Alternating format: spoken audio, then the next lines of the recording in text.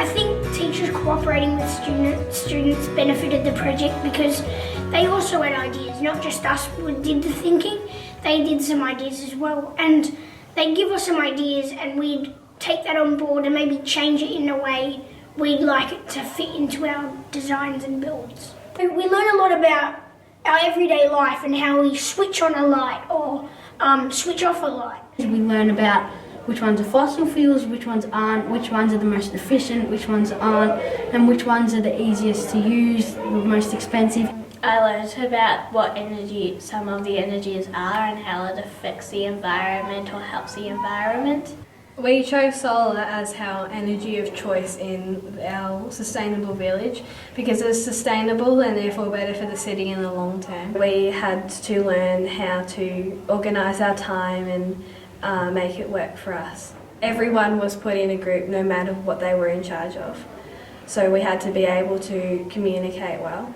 Obviously when things are getting hard for the kids, they're going to come to the teacher and ask them, how do I do this, how do I do that? But it was kind of a mantra of mine during the project to say to the kids, is this something you can sort out yourself? So when I could see a problem was coming, I think sometimes I stepped away from it and saw how the students dealt with it. The teachers learned that we could solve problems ourselves and that we didn't always need teachers' help. The teachers, they said to us that this time it worked better because they pushed us a bit more.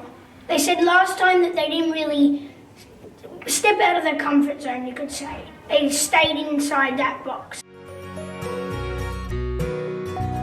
I think our project was really successful because the kids were so engaged and it was real for them. We were working with some of our students sort of well above their expected level.